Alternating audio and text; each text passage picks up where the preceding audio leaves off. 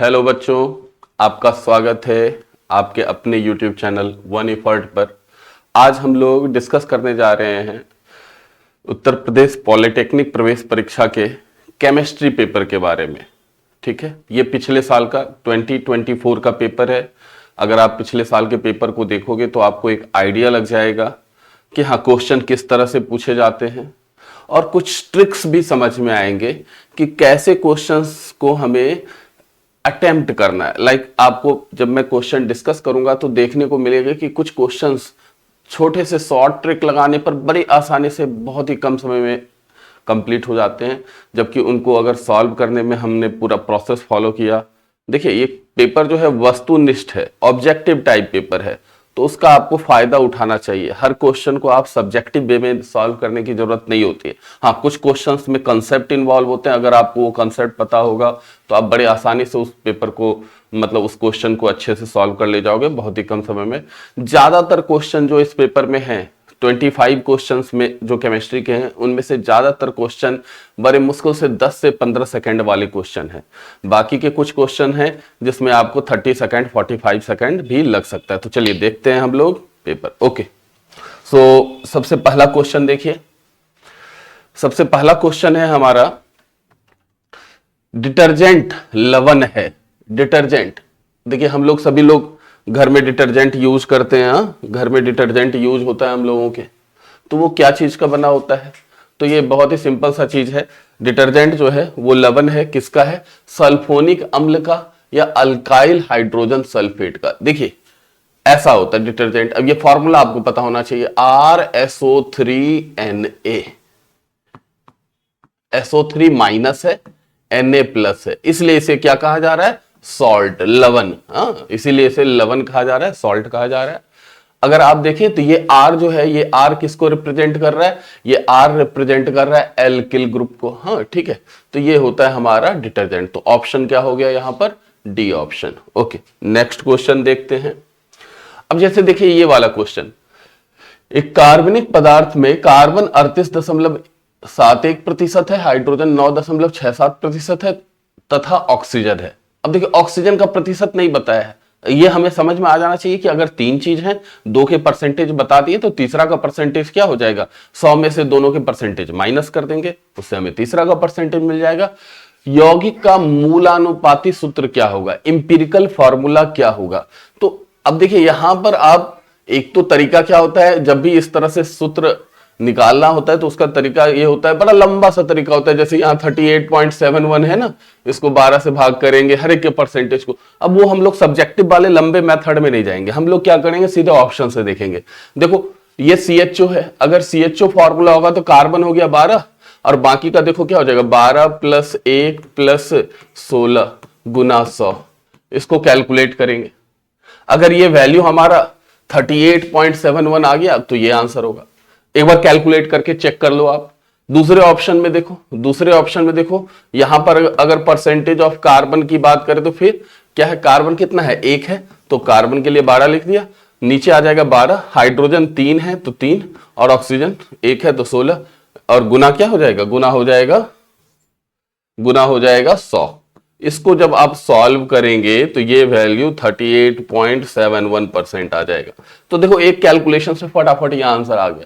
अगर इसको subjective method से सॉल्व करेंगे ना तो ये बहुत सारा टाइम ले सकता है, करीब 3-4 मिनट भी ले सकता है। तो ये तरीके, यानी जब इंपिरिकल फॉर्मूला का क्वेश्चन आए तो उसको बेटर है कि हम लोग ऑप्शन का यूज करके अटेम्प्ट करें, ना कि उसको पूरा सॉल्व करने में जाएं।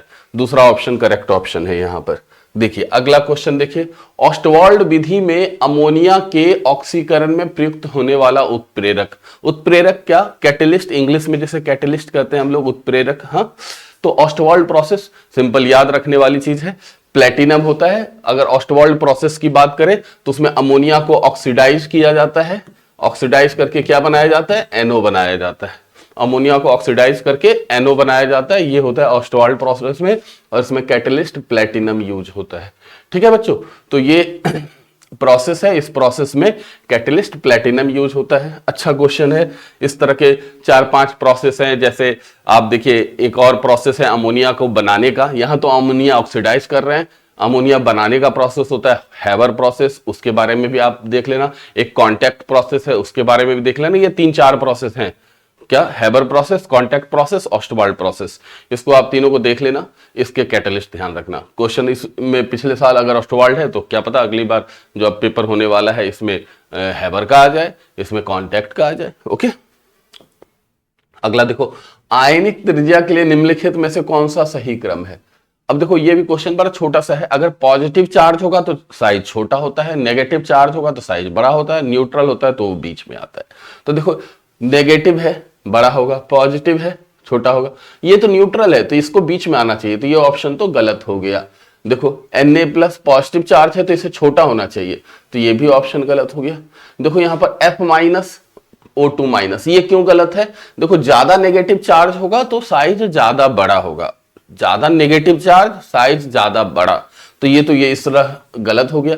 और देखो यहां पर एल्यूमिनियम +3 ज्यादा पॉजिटिव चार्ज है, Mg+2 है, तो ठीक है। ज्यादा पॉजिटिव चार्ज, जैसे मैंने बताया, ज्यादा नेगेटिव चार्ज तो साइज बड़ा, तो ज्यादा पॉजिटिव चार्ज तो साइज छोटा, तो ये तो सही है यहां से। और उसके बाद सबसे आखिरी में क्या, N3-, यहां माइनस है तो इसका नेगेटिव चार्ज है तो साइज सबसे बड़ा होगा, तो ऑप्शन क्या हो जाएगा, डी। ओके, अगला क्वेश्चन देखते हैं हम लोग। CF2 डबल बॉन्ड CF2 एक, अब देखो ये बड़ा ही फेमस सा मतलब पॉलीमर का क्वेश्चन है। देखिए पॉलीमर क्या होता है, जब हम लोग एक छोटे से कंपाउंड के कई सारे मॉलिक्यूल को आपस में कंबाइन कर दें तो वो जो नया कंपाउंड बनता है उसी को कहते हैं पॉलीमर। हाँ ठीक है, और वो जो छोटा कंपाउंड है उस पॉलीमर का कहलाता है एकलक और मोनोमर। ठीक है, एकलक या मोनोमर भी कहते हैं उसे। पॉलीमर जिस छोटे कंपाउंड से मिलकर बना हुआ है उसे क्या कहते हैं, एकलक या फिर मोनोमर। अब देखो यहां पर इसका अगर हम लोग देखें तो ये किसका CF2 डबल बॉन्ड CF2, ये मोनोमर है टेफ्लॉन का।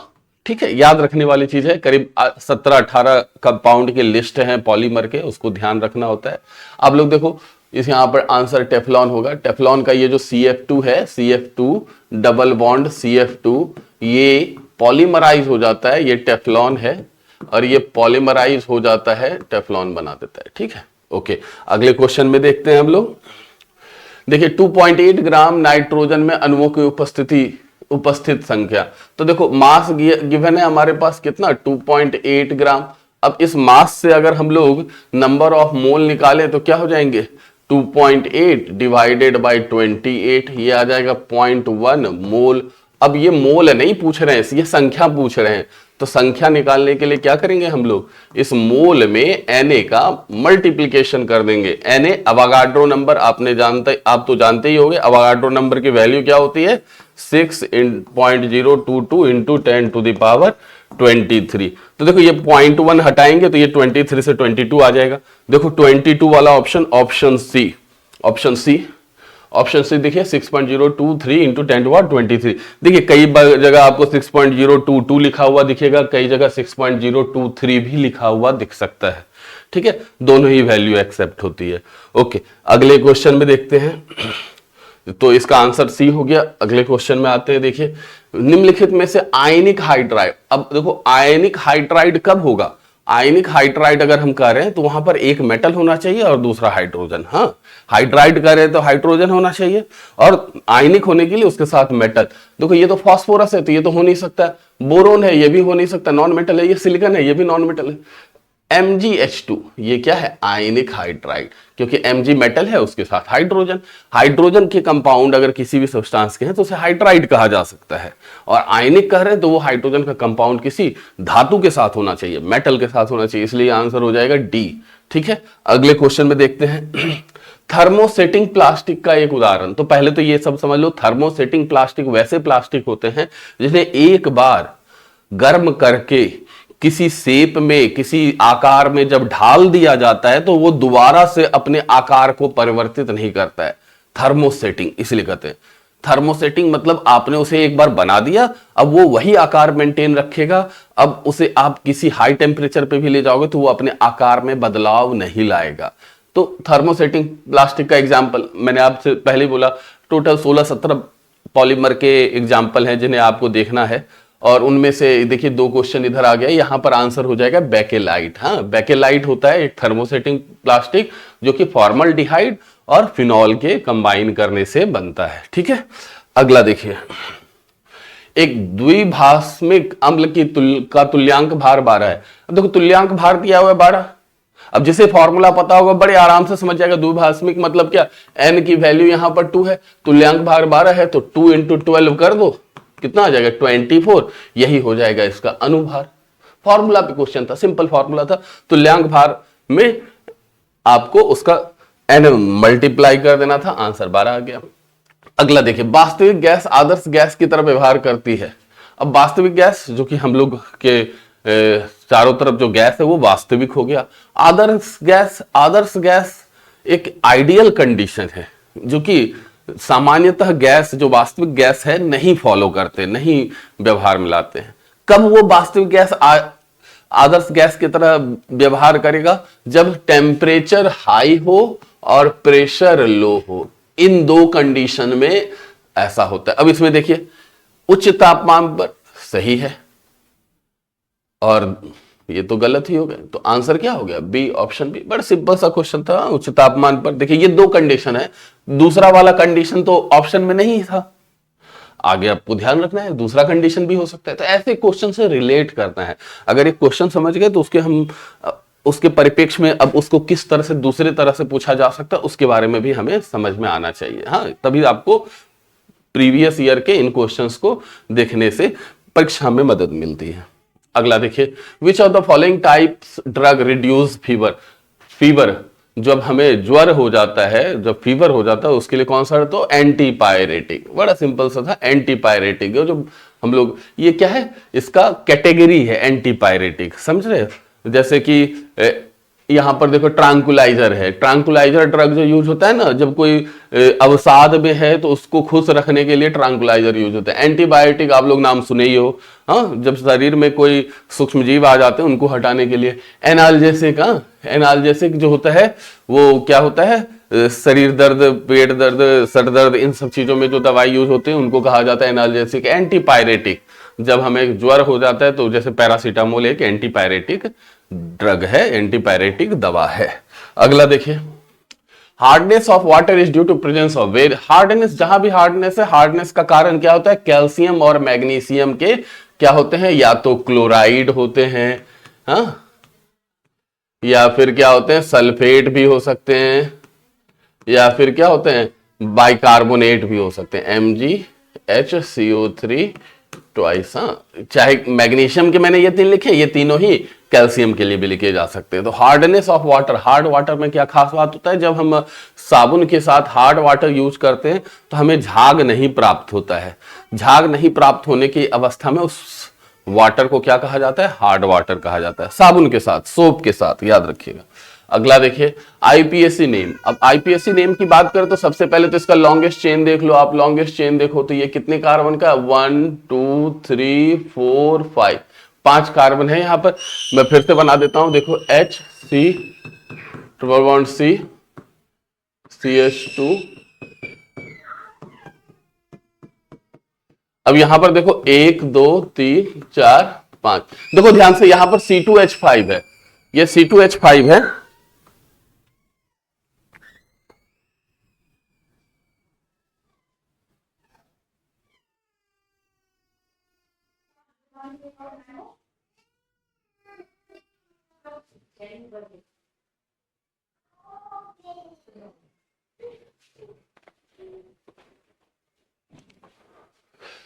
तो देखिए यहां पर नाम अगर लिखने की बात हो तो 1 2 3 4 5, यहां पर 5 कार्बन का चेन है, ये मिथाइल हो गया सब्स्टिट्यूट, 3 मिथाइल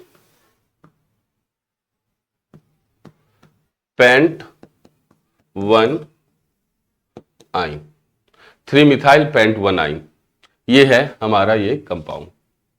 ठीक है, तो ये ऑप्शन देख लो कौन सा हो जाएगा, 3 मिथाइल पेंट 1 आइन, पहला ये ऑप्शन है। चलिए अगला देखिए, इलेक्ट्रॉनिक कॉन्फ़िगरेशन ऑफ कॉपर। अब कॉपर का इलेक्ट्रॉनिक कॉन्फ़िगरेशन अगर हम लोग देखें तो ये आर्गन, आर्गन के बाद 4s2, सॉरी देखिए ये 4s2 नहीं होता है, ये क्या होता है,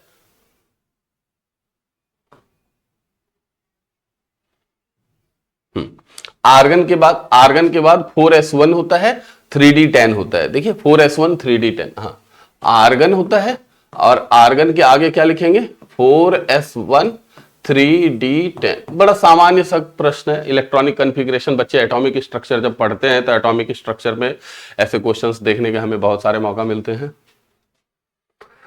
तो ध्यान रखिएगा, आपको याद रखना किसका किसका है, क्रोमियम का, कॉपर का, इन दोनों का तो ध्यान से ही आप याद रखना, ये कई बार एग्जाम में आपको पूछे जाते हैं।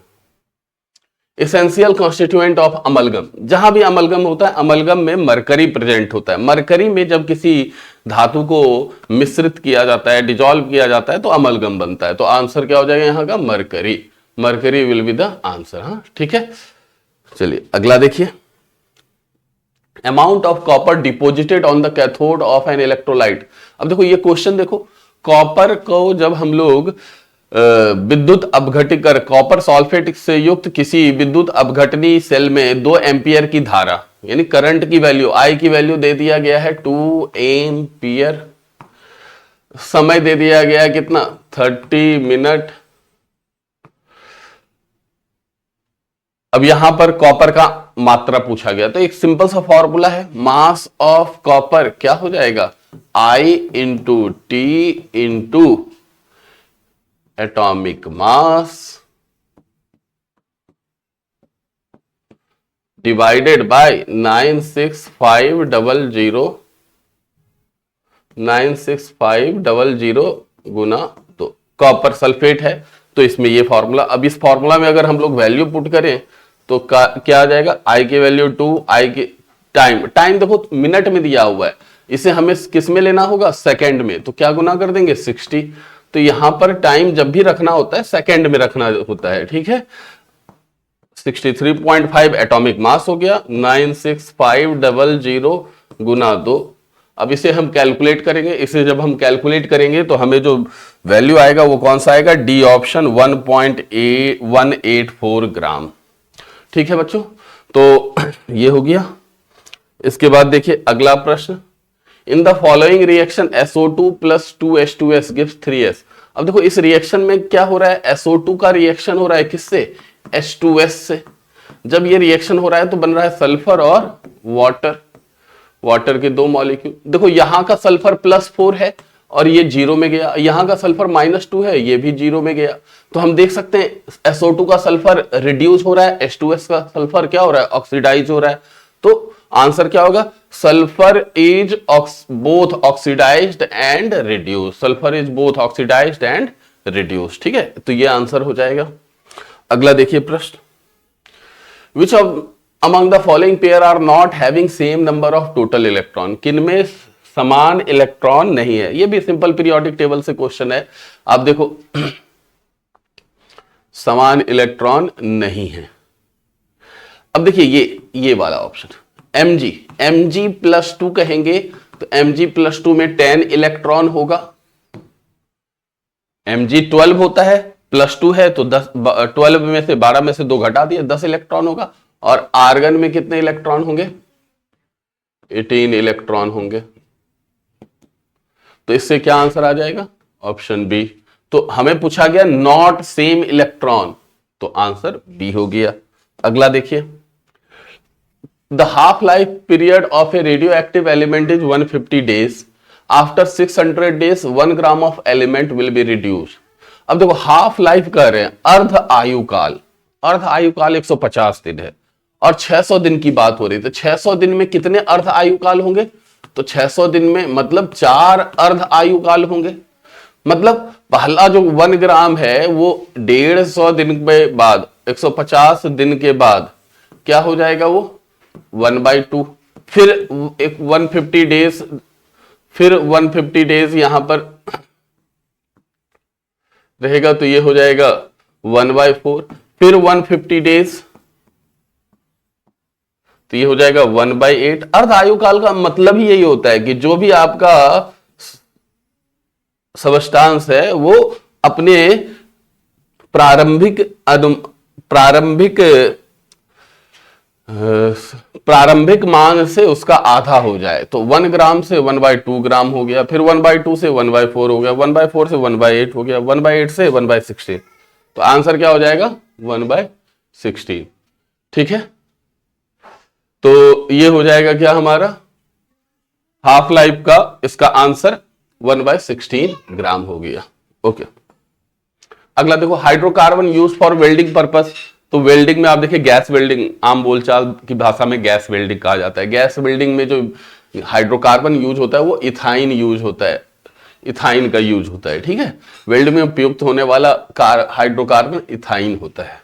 चलिए अगला देखिए, क्रैकिंग इज ए प्रोसेस। अब क्रैकिंग जो प्रोसेस है, इस प्रोसेस में बड़े मॉलिक्यूल को, नाम अपने आप में बता रहा है, बड़े मॉलिक्यूल को छोटे मॉलिक्यूल में तोड़ना। केमिस्ट्री में इस चीज को ध्यान रखो, अगर आप शब्दों के अर्थ को समझ पा रहे हो तो आप उसके आगे के जो भी प्रक्रिया है उसे भी बहुत आसानी से समझ जाओगे। क्रैकिंग क्या होता है, बड़े मॉलिक्यूल को छोटे मॉलिक्यूल में तोड़ने के प्रोसेस होता है। कहां पर यूज होता है, हाइड्रोकार्बन के, तो हाइड्रोकार्बन के बड़े मॉलिक्यूल, तो उच्च अनुभार वाले अल्केन, अल्केन क्या होता है हाइड्रोकार्बन होता है, तो लोअर मॉलिक्यूलर वेट अल्केन, तो आंसर तो ए हो गया।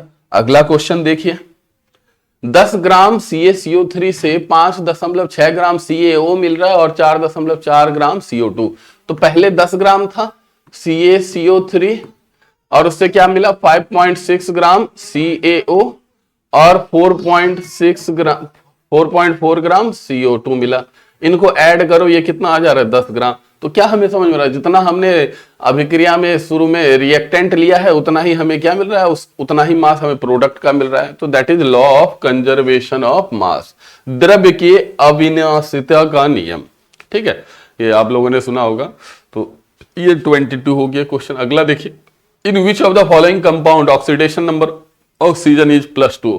ऑक्सीजन का +2 ऑक्सीडेशन स्टेट तभी हो सकता है जब वो अपने से ज्यादा इलेक्ट्रोनेगेटिव एटम के साथ जुड़ा हुआ हो। अपने से ज्यादा, ऑक्सीजन से ज्यादा बस एक ही है, फ्लोरीन। अब इसमें देखो फ्लोरीन वाला कौन सा है, ऑप्शन डी। ऑप्शन डी जो है वो फ्लोरीन का कंपाउंड है, तो आप इसको देख सकते हैं, यहां पर आंसर हो जाएगा D. The rate of diffusion of gas, देखिए ग्राहम्स लॉ है, ग्राहम्स क्या कहता है, rate is inversely proportional to root under density. हाँ ठीक है, तो ये यहां पर आंसर हो जाएगा density, option D. The common name of two butanone. अब 2-ब्यूटेनोन मतलब C डबल बॉन्ड O, इधर CH3, इधर CH2 CH3। अब इसको कहें तो क्या कहेंगे, मिथाइल इथाइल। हाँ, इथाइल मिथाइल कीटोन, तो आंसर क्या हो जाएगा ऑप्शन डी। तो इस तरह से हम लोगों ने देखा कि हमारे ये जो 25 क्वेश्चन थे ये डिस्कस हो गए। आप देखिए कोई बहुत ज्यादा समय नहीं लगा, मैं तो मतलब चीजों को थोड़ा बताकर कर रहा था, नहीं तो मतलब ये मैं बता रहा हूँ केमिस्ट्री के सब्जेक्ट में बच्चों का जो सबसे बड़ा एडवांटेज ये होता है कि वो बड़े आसानी से पेपर के 25 क्वेश्चन को 10 मिनट में कर ले जाते हैं।